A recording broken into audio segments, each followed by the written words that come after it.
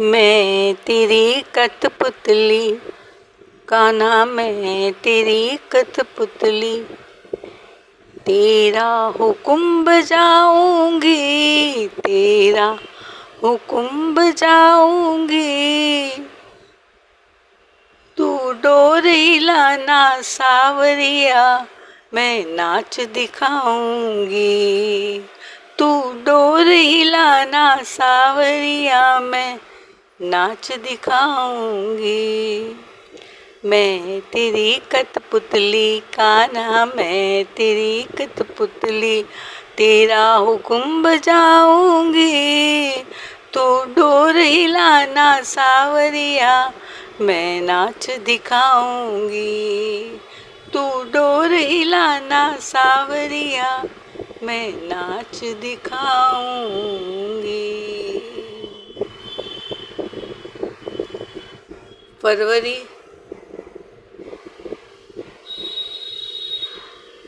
2025 का महीना है। मेरी बेटी नारायणी अहमदाबाद गई हुई थी। मैं अकेली थी और मुझे बुखार आया। 2 दिन तो मैंने 3 टाइम डोलो की आधी आधी गोली ली,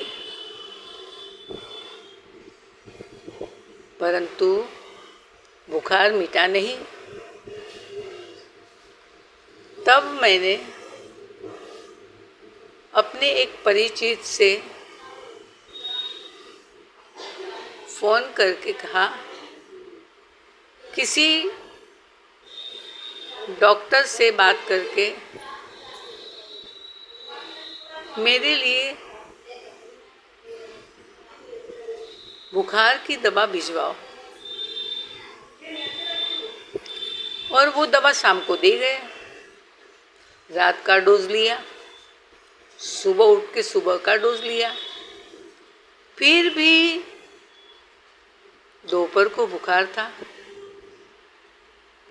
और डोज तो 2 ही बार लेना था, एक प्रातः एक रात। अब दोपहर को क्या करूं?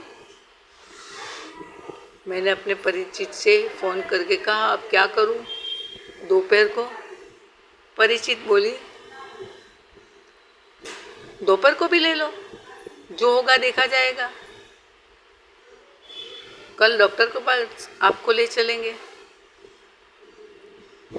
पर मेरा मन माना नहीं और दोपहर को डोज न लेके मोती की भस्म शहद के साथ चाट ली। मोती की भस्म भी बुखार को कम करती है, ताप को शांत करती है, क्योंकि वो चंद्र से बना होता है मोती। उससे बुखार कम हुआ और रात होते मैंने रात का डोज ले लिया। अब दूसरे दिन सुबह से बुखार महसूस हुआ तो मैंने फिर मोती की भस्म चाट ली। तब सुबह के 8 बजे थे।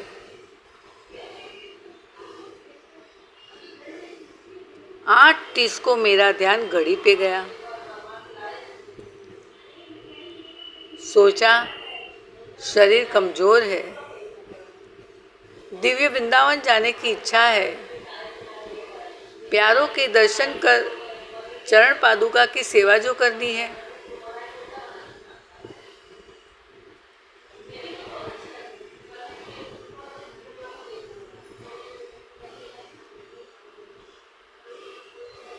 कैसे भी करके हिम्मत इकट्ठी की और नेत्र बंद करके सिद्ध देह से धीमे धीमे चलने लगे। स्थूल देह की बीमारी से सिद्ध देह प्रभावित था। जमुना जी आई, कमल के पुष्प की भरमार देखी, मन खुश हुआ कि मैं दिव्य वृंदावन के करीब पहुंच गई।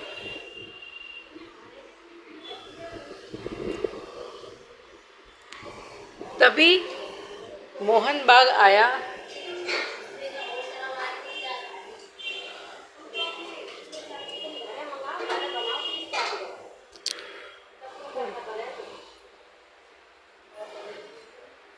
तभी मोहन बाग आया।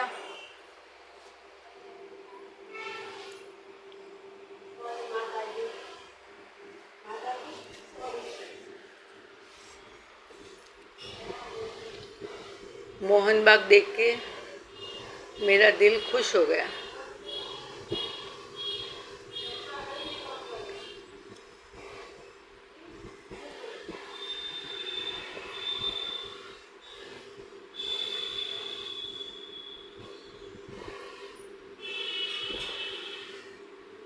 वहाँ की सुंदरता में देखती ही रही।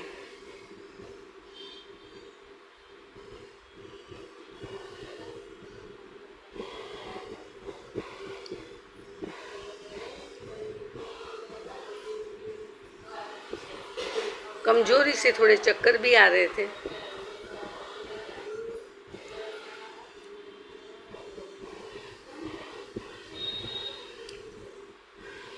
धीमे धीमे करके और आगे बढ़ी। पुष्पों की भरमार देखी मन खुश हुआ। मोहन बाग आया और कुंज गली से जा रही थी, तब कमजोरी से चक्कर आने लगे और ज्यादा। वहां प्रभु को पता चल गया।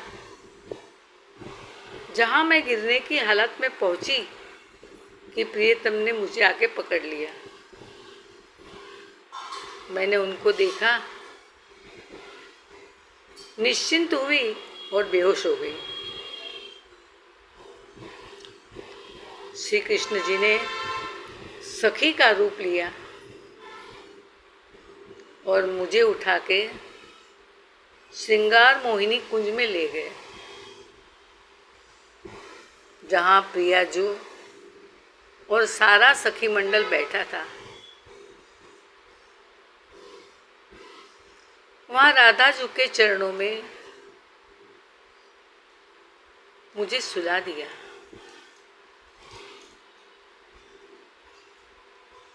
सब सखियां इकट्ठी हो गई, भीड़ लग गई।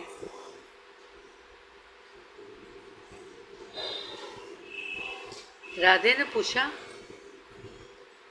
सखी इस शर्मिली को क्या हुआ? सखी रूप श्री कृष्ण बोले, उसे बुखार है। राधे ने मेरे सिर पर हाथ रखा, सहलाने लगी और मुझ में चेतना आई। मैं बैठ गई। प्यारी जी बोली, सखी क्या हुआ? मैंने कहा 4 दिन से बुखार आ रहा है। प्यारी जी बोली, अब नहीं आएगा। मैं आभार भरी नजर से प्रियतम को और प्यारी जी को देखने लगी। प्यारी जी ने मुझे बताया कि ये सखी तुम्हें रास्ते से उठा के लाई, तू गिर गई थी, बेहोश थी। मैंने दोबारा प्रियतम के सामने देखा, क्योंकि मुझे तो पता था कि मैंने तो अपना शरीर छोड़ा था प्रियतम के हाथ में। अब ये सखी बन के आ गए, वो मुझे कैसे पता? ये तो प्रिया जी बता रही है कि ये सखी लाई। मतलब प्रियतम ने आज मेरे लिए सखी का श्रृंगार किया और मेरे बुखार का अंत किया, भगा दिया। और मेरी आंख धरती पे खुली, मेरे शरीर में बुखार नहीं था। 2 डोज पड़े रहे और मैं स्वस्थ होने लगी।